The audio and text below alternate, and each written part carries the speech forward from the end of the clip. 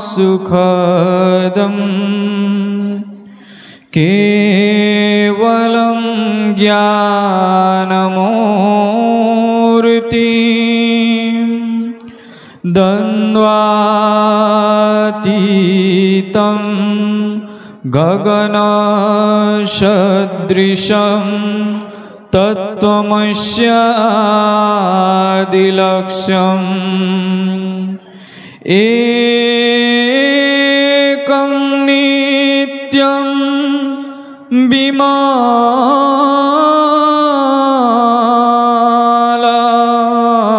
विमलमसलं सर्वाधि साक्षिभूतं भावातीतं त्रिगुणारहितं सद्गुरुं त्वां नमामि। न गुरुरधिकं तत्त्वं न गुरुरधिकं तपः तत्त्वज्ञानात् परं नास्ति तस्मै श्री गुरुवे नमः। वन्देऽहं श्रीमन्तं शङ्करमहं महन्तगुणसागरं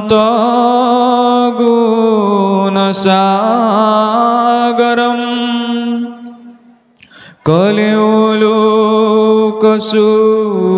कृपया भक्तिपन्थ प्रसारये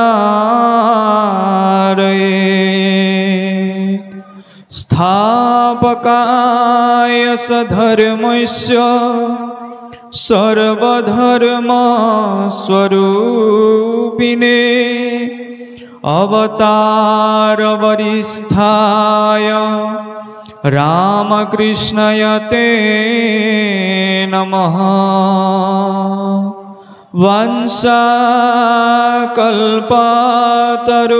वंशाकल्पतरुभ्यश्च कृपा सिन्धुस्यैव च पतितानां पावनेभ्यो वैष्णवेभ्यो नमो नमः। पतितानां पावनेभ्यो वैष्णवेभ्यो नमो नमः।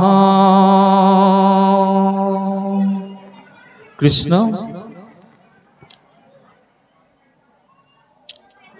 इष्टगुरु समन्वित जिजना এই অখিল ব্ৰহ্মাণ্ডৰ সৃজনকৰ্তা তাপত্ৰয়ৰ বিনাশকৰ্তা ভক্ত হৃদয় নিকুঞ্জ মন্দিৰাধীশ্বৰ সমস্ত জীৱৰে অন্তঃকৰণত স্থিত হৈ যিজনে সমস্ত জগতক চৈতন্য কৰি ৰাখিছে আমি পোনপ্ৰথমতেই সেইজনা ইষ্ট প্ৰভুৰ শ্ৰী গোবিন্দৰ চৰণ বন্দনকে অগ্ৰত ৰাখি তেৰাৰ ধ্বজ বজ জব অংকুশ পংকজযুক্ত সেই অৰুণ চৰণ যুগলৰ নিষিদ্ধ পদম কৰন্দ পান কৰিবলৈ আজি এই চতুৰ্থ দিৱসীয় শ্ৰীমদ ভাগৱত পাঠ আৰু ব্যাখ্যা অনুষ্ঠানৰ উদ্দেশ্য অগ্ৰত ৰাখি এই দ্বিতীয় বৈকুণ্ঠ স্বৰূপ স্থানত অদ্য বিৰাজিত হৈ থকা আপোনা সব বৈকুণ্ঠৰ পাৰিষদ স্বৰূপ ভগত বৈষ্ণৱবৃন্দ আসনাধীষ্ঠ হৈ থকা শুকব্যাস স্বৰূপ পাঠেকীদ্বয়কে প্ৰমুখ্য কৰি আমাৰ অতি শ্ৰদ্ধাৰ প্ৰাতঃস্মৰণীয়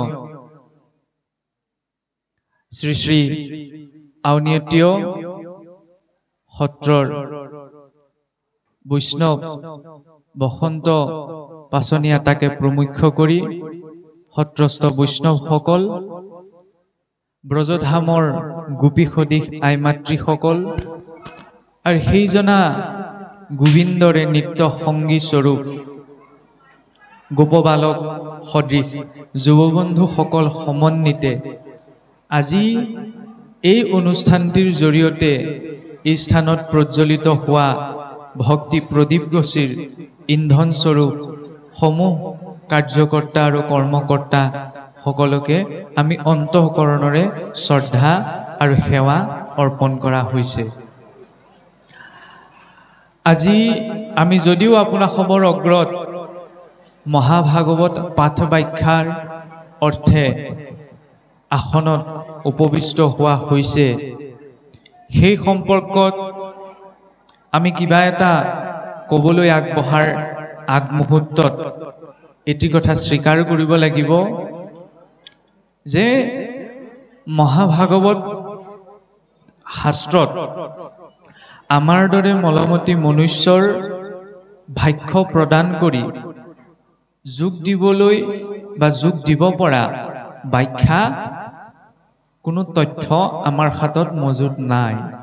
কিয়নো আমি সকলোৱে জানো যে এই মহাভাগৱত আদিতে মাত্ৰ 4টি শ্লোকত আছিল আৰু সেই 4টি শ্লোকতেই শ্ৰীনাৰায়ণে ব্ৰহ্মাদেৱক প্ৰদান কৰিছিল। আৰু সেই ব্ৰহ্মাদেৱে যেতিয়া নাৰদদেৱক সেই 4 শ্লোকী বা 4শ্লোকী ভাগৱত প্ৰদান কৰিছিল, তেতিয়া ব্ৰহ্মাদেৱে নাৰদদেৱক এটা কথা কৈছিল যে হে নাৰদ, তুমি তদ বিপুলী কুৰু, অৰ্থাৎ তুমি ইয়াক বিস্তাৰ কৰা। আৰু সেই আজ্ঞাকে শিৰোধাৰ্য কৰি নাৰদদেৱৰ পৰা ক্ৰমাৎ শুকদেৱলৈকে ভাগৱতে ইতিমধ্যে ভাগৱতৰ পূৰ্ণ কলেবৰ 12 স্কন্ধ ৰূপ লাভ কৰিলে। গতিকে যি ভাগৱত আদিতে মাত্ৰ 4টি শ্লোকত আছিল, সেই 4টি শ্লোকৰ পৰা আহি আহি মহাভাগৱত শুকদেৱৰ হাতত 12 স্কন্ধ ৰূপ পালে। ইতিমধ্যে ভাগৱতৰ পূৰ্ণ কলেবৰ আমাৰ অগ্ৰত বিৰাজিত হৈ আছে। গতিকে সেই সম্পৰ্কত আমাৰ কিবা ব্যাখ্যা যোগ কৰিবলগীয়া আছে বুলি আমি ধৃষ্টতা প্ৰকাশ কৰিব নোৱাৰো। কিন্তু আমি যিবিলাক কথা পাতো এয়া হৈছে আলোচনা, নুবুজা বিষয়টো বুজি ল'বলৈ আৰু প্ৰশ্ন কৰিবলৈ ঋষিমুনিসকলে আমালৈ একো বাদ নথলেই। কাৰণ ভাগৱতৰ আৰম্ভণিও হৈছে ভগৱত কৃপাৰ জিজ্ঞাসাৰ বাবে। আৰু সেই সম্পৰ্কত ভগৱন্তৰ যিসকল ঐকান্তিক ভক্ত আছিল, উদ্ধৱ বিদুৰ মৈত্ৰেয় আদি ঐকান্তিক ভক্তসকলে ভক্তি মাৰ্গৰ যিখিনি কথা প্ৰভু ভগৱন্তক সুধিব লগা আছিল, সেইখিনি সুধি তাৰ সম্পূৰ্ণ সমিধান মানৱ সমাজৰ কল্যাণৰ বাবে প্ৰদান কৰিলে। তাক মাত্ৰ আপুনি মই গুৰু কৃপাত নিজৰ জীৱনত প্ৰয়োগ কৰি আগবঢ়াটোহে আমাৰ লক্ষ্য। গতিকে আপোনাসবে নাভাবিব যে আমি আপোনাসবৰ আগত এতিয়া ভাগৱতৰ ব্যাখ্যা প্ৰদান কৰিম। যদিও আনুষ্ঠানিকতা ৰক্ষা কৰি ব্যাখ্যা শব্দটো ব্যৱহাৰ কৰা হৈছে, আমি কিন্তু ভাগৱতৰ ব্যাখ্যা নকৰোঁ বা আমি সামৰ্থ্যৱানো নহয়। আমাৰ বুদ্ধিৰে সম্প্ৰতিলৈকে যিকেইটা কথা ঢুকি পোৱা হৈছে, আমি তাকহে মাত্ৰ আপোনাসবৰ আগত ভাষণো নিদিওঁ, উপস্থাপন কৰিম। তাত যদি আপোনাসবে কিবা নিজা প্ৰয়োজনীয় বুলি ভাবে, তেনেহ'লে আপোনাসবে গ্ৰহণ কৰিব, আৰু অপ্ৰয়োজনীয় যদি ভাবে তেনেহ'লে তাক পৰিত্যাগ কৰিব। আৰু ভাগৱতৰ তত্ত্ব সম্পৰ্কত আমি এটা কথা ক'বই লাগিব যে অনুষ্ঠানৰ আৰম্ভণিতে আমাৰ গুৰুজনাই এই অনুষ্ঠানত উপবিষ্ট হৈ সেই সম্পৰ্কত আপোনাসবৰ অগ্ৰত সুন্দৰভাৱে আলোচনা আগবঢ়াই গৈছে। গতিকে যেতিয়া সাক্ষাৎ গুৰু গোবিন্দই তাৰ ওপৰত ভাষ্য ৰাখিছে, তাৰ পাছত আকৌ আমাৰ শিষ্যৰু শিষ্যজনৰ যোগ দিবলগীয়া নাথাকে। কিন্তু আমি যিটো মাৰ্গৰ সৈতে জড়িত হৈ আছো, এই মাৰ্গটোৰ আটাইতকৈ গুৰুত্বপূৰ্ণ দিশটো এইখিনিতে পৰিলক্ষিত হয়। যদিও ভগৱন্তক পাবলৈ বা বিভিন্ন সংসাৰিক কৰ্মবিলাকক প্ৰবৃত্ত থাকিবলৈ শাস্ত্ৰ অনুসৰি বিভিন্ন মাৰ্গ আছে, জ্ঞান মাৰ্গ আছে, কৰ্ম মাৰ্গ আছে, ধ্যান মাৰ্গ আছে, যোগ মাৰ্গ আছে আৰু ভক্তি মাৰ্গ আছে। সংসাৰিক কিবা বস্তু লাভৰ অৰ্থেই যি মাৰ্গ আছে বা ঈশ্বৰ প্ৰাপ্তিৰ ক্ষেত্ৰতো যিমানসমূহ মাৰ্গ আছে, সকলো মাৰ্গৰ ভিতৰত ভক্তি মাৰ্গৰ সৈতে এটা বৰ ডাঙৰ পাৰ্থক্য আছে, যিটো পাৰ্থক্যই ভক্তি মাৰ্গক সকলো মাৰ্গতকৈ শ্ৰেষ্ঠত স্থাপন কৰে। সেই পাৰ্থক্যটি কি?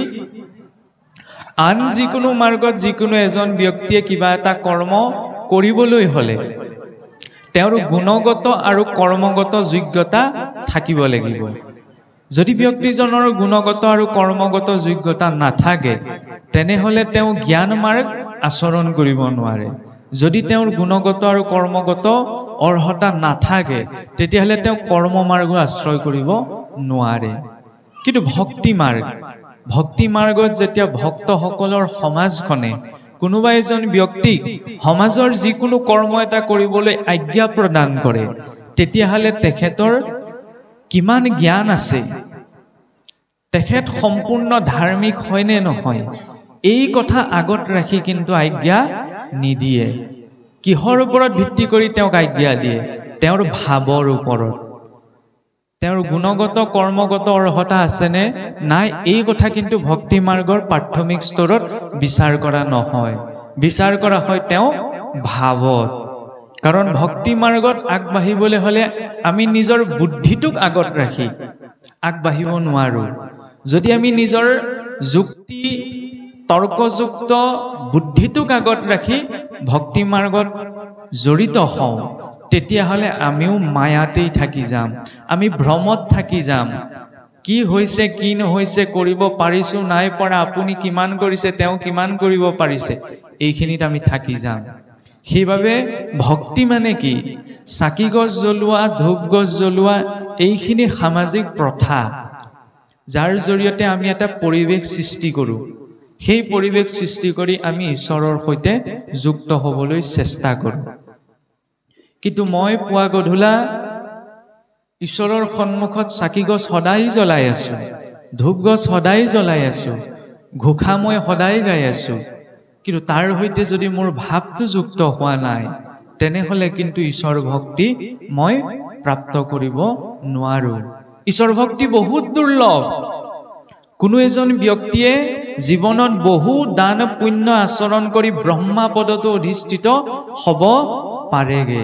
যদি কোনো অন্ত্যজাতিও থাকে, সেই অন্ত্যজাতিৰ ব্যক্তিজনেও যদি বহু দান পুণ্য ধৰ্ম কৰ্ম আচৰণ কৰে, তেনেহ'লে তেওঁ ব্ৰহ্মা পদত অধিষ্ঠিত হ'বগে পাৰে। যিজন ব্ৰহ্মা 14 ভুৱনৰ ঊৰ্ধত বহি আছে, সিমানলৈকেও মনুষ্যৰ বাবে দুৰ্লভ নহয়। কিন্তু তাতোতকৈও দুৰ্লভ কি? ঈশ্বৰত ভাৱযুক্ত হৈ ভক্তি আচৰণ কৰাটো। আৰু ঈশ্বৰৰ চৰণত ভক্তি পাবলৈ হ'লে আমি ভাবোঁ যে পূৰ্বৰ জন্মত আমাৰ কৰ্ম আছিল, সেইবাবে আমি ভক্তি কৰিব পাৰিছোঁ বা ভক্তি মাৰ্গটো পাইছোঁ। নহয়, ভক্তি আচৰণ কৰিবলৈ হ'লে কেৱল পূৰ্ব জন্মৰ পুণ্যই পৰ্যাপ্ত নহয়। প্ৰথম ভক্তিক পাবলৈ হ'লে শুদ্ধ ভক্তসকলৰ কৃপা আমাক লাগিব। শুদ্ধ ভক্তৰ কৃপা হ'লেহে গুৰু কৃপা সম্ভৱ, আৰু গুৰু কৃপা হ'লেহে স্বয়ং গোবিন্দৰ কৃপা সম্ভৱ। সেইবাবে চাবচোন, সমাজত যিকোনো এজন ভক্ত বৈষ্ণৱে যেতিয়া কৰ্ম কৰিবলৈ আগবাঢ়ে, তেতিয়া সন্মুখত বহি থকা ভক্ত বৈষ্ণৱৰ সমাজখনক আগ কৰি তেওঁ প্ৰথমতে আজ্ঞা গ্ৰহণ কৰে। সেইখিনি সময়ত তেওঁ এইটো বিচাৰ নকৰে যে সন্মুখত বহি থকা ভকত কেইজন BA পাছ MA পাছ হয় নে নহয়, তেওঁলোকৰ কিমান শাস্ত্ৰৰ জ্ঞান আছে, সেই দৰ্শনটোলৈ ভক্তৰ সমাজলৈ অহা নাযায়। কি দৰ্শন লৈ ভক্তৰ সমাজলৈ অহা যায়? যে সকলো ঈশ্বৰৰ ভক্ত, তাত ভাৱৰ প্ৰাধান্যতা থাকে। সেইবাবে আমি অযোগ্য, আমাৰ মূল্য নাই। ধুনীয়া চোলা এটা পিন্ধি আছোঁ কাৰণে অকণমান কাৰোবাৰ চকুত লাগিব পাৰে, কিন্তু প্ৰকৃততে আমাৰ মূল্য নাই। এইকাৰণেই মূল্য নাই, কেৱল মাংসপিণ্ডৰ শৰীৰটোলৈ আমি থকা দিনকেইটা যাপন কৰি আছোঁ। মূল্য কাৰ আছে? এই শৰীৰটোৰ ভিতৰত যি চৈতন্য সত্তা বহি আছে, তেওঁৰ বাস্তৱিক মূল্য আছে। সেইবাবে ভাগৱতৰ মাৰ্গ মান যশ পদ মৰ্যাদা সম্পত্তি প্ৰাপ্তিৰ মাৰ্গ নহয়। ভাগৱতৰ মাৰ্গ হৈছে অনুতাপ অনুভৱ কৰাৰ মাৰ্গ। কিয় আমি অনুতাপ অনুভৱ কৰাৰ মাৰ্গ বুলি কৈছোঁ? কাৰণ ভাগৱতত আপুনি মই মনেৰে ভাল পোৱা কথাবিলাক কিন্তু নাই। আমি কোনবিলাক কথা ভাল পাওঁ? লাখ বিলাসিতা, আৰাম, ঐশ্বৰ্য, ধন সম্পদ, এইবিলাক সকলোৱে ভাল পায়, কিন্তু এইবিলাকৰ বিষয়ে ভাগৱতত নাই। ভাগৱতত কি আছে? ভাগৱতৰ প্ৰতিটো আখ্যান, প্ৰতিটো অধ্যায়ে আমাক অনুভৱ কৰাব বিচাৰিছে যে চিন্তামগ্ন হৈ জীৱনটো যাপন কৰা। কি চিন্তা? খাবলৈ ববলৈ চিন্তাৰ কথা কোৱা হোৱা নাই। ভাগৱতে কৈছে কি? যে চিন্তা কৰি চোৱা যে 84 লক্ষ যোনি অতিক্ৰম কৰি আমি মনুষ্য শৰীৰটো পাইছোঁ। এবাৰ নহয়, দুবাৰ নহয়, 20 লাখ বাৰ গছ গছনি শৰীৰতো আমি ভ্ৰমণ কৰি আহিছোঁ। এইটো সৰু কথা হ'ব পাৰেনে? গছ গছনি জীৱনত ঘৰখনত আগফালৰ পৰা পাছফাললৈ 20 বাৰ অহা যোৱা কৰিলে আমাৰ ভাগৰ লাগে। তেতিয়া সেই গছ গছনি শৰীৰত আমি 20 লাখ বাৰ স্থাৱৰং বিঞ্চতে লক্ষম। কাৰণ সেই গছ গছনিবিলাকক স্থাৱৰ বুলি কিয় কোৱা হৈছে? কাৰণ সিহঁতে লৰচৰ কৰিব নোৱাৰে, কিন্তু সিহঁততো প্ৰাণ শক্তি আছে, সিহঁতেও অনুভৱ কৰিব পাৰে। আৰু সেই গছ গছনি যোনিত যেতিয়া ভ্ৰমণ কৰি কৰি জীৱই বোলে অন্তিম জনম তুলসী বৃক্ষ ৰূপত জন্ম গ্ৰহণ কৰে, আৰু সেই বৃক্ষজোপাৰ যেতিয়া স্বাভাৱিক মৃত্যু ঘটে, তেতিয়া সেই জীৱ উত্তীৰ্ণ হয় জলজ শৰীৰলৈ, জলত বাস কৰা জীৱলৈ, জলজম নৱলক্ষকম।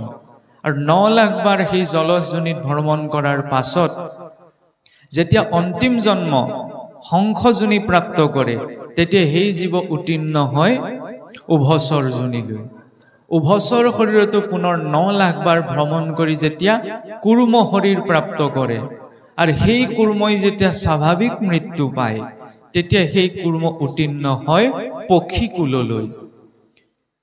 10 লক্ষঞ্চ পক্ষিণঃ, 10 লাখ বাৰ পক্ষীকুলত ভ্ৰমণ কৰিব লগা হয়।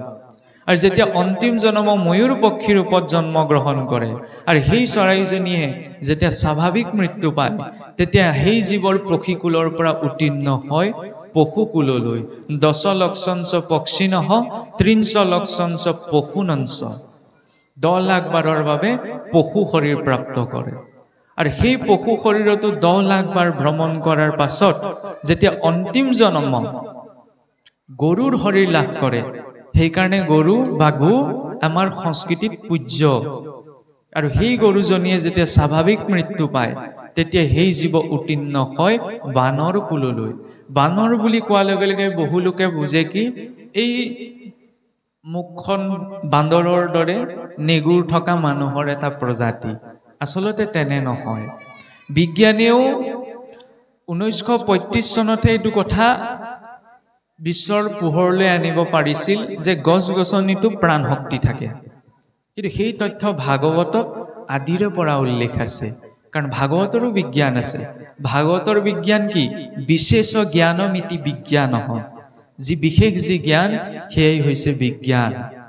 আৰু এই যে কোৱা হৈছে, বিজ্ঞানেও আমাৰ মানুহৰ এটা প্ৰজাতিৰ কথাহে কৈছে যে হোমোচেপিয়েন্স, কিন্তু ভাৰতীয় সনাতন ধৰ্মৰ ভাগৱত দৰ্শনে 4 লাখ মনুষ্যৰ প্ৰজাতিৰ কথা কৈছে। কাৰণ 74 লক্ষঞ্চ বানৰাহ, বনত বাস কৰা নৰ। সকলো মানুহ চাবচোন, যেনেকে আমি ৰাজ্যভিত্তিকভাৱে মানুহৰ গুণ বৈশিষ্ট্যসমূহ বেলেগ বেলেগ হয়। অসমৰ মানুহৰ যিবিলাক শাৰীৰিক চাৰিত্ৰিক বৈশিষ্ট্য বা গুণ, সেইবিলাক উত্তৰ পূৰ্বাঞ্চলৰ অন্য এখন ৰাজ্যৰ সৈতে নিমিলে। শাস্ত্ৰই ইমান গভীৰতালৈ গৈ এই মনুষ্য জাতিটোক ভাগ কৰি দেখুৱাইছে গুণ বৈশিষ্ট্যৰ ওপৰত নিৰ্ভৰ কৰি। সেইবাবে কোৱা হৈছে যে 74 লক্ষঞ্চ বানৰা, 4 লাখ বাৰৰ বাবে জীৱই মানুহৰ শৰীৰ প্ৰাপ্ত কৰে, কিন্তু মানুহকে মনুষ্য বুলি কিন্তু কোৱা নাই হোৱা। আমি এইটো অভিধানিক অৰ্থত ব্যৱহাৰ কৰিব পাৰোঁ যে মানুহ মানেই মনুষ্য, কিন্তু শাস্ত্ৰত কিন্তু মানুহ আৰু মনুষ্য এই দুটা শব্দৰ প্ৰায়োগিকতাটো অকণমান পৃথক। মানুহ সকলো হ'ব পাৰে, মনুষ্য কিন্তু সকলো হ'ব নোৱাৰিবও পাৰে। দুখন হাত দুটা ভৰি থকা এজন ব্যক্তিকে কিন্তু মনুষ্য বুলি কোৱা নহয়। এইটো কথা সুকীয়া যে মনু উৎপন্নাতিতি মনুষ্য, যে আমাৰ মনুষ্যৰ আদি পিতা কোন? স্বয়ম্ভুৱ মনু। সেই স্বয়ম্ভুৱ মনু আৰু দেৱী শতৰূপা হৈছে মনুষ্যৰ আদি পিতা। সেইবাবে এই মানুহৰ কুলটোক মনুষ্য বুলি কোৱা হয়। কিন্তু ইয়াত প্ৰয়োগ হোৱা মনুষ্য শব্দটোৱে বুজাইছে যিজন ব্যক্তিয়ে নিজৰ জীৱনত প্ৰতিটো ক্ষণত ঈশ্বৰৰ অস্তিত্ব স্বীকাৰ কৰি নিজৰ যাৱতীয় কৰ্মখিনি কৰিব শিকিছে, তেওঁক কোৱা হৈছে মনুষ্য বুলি।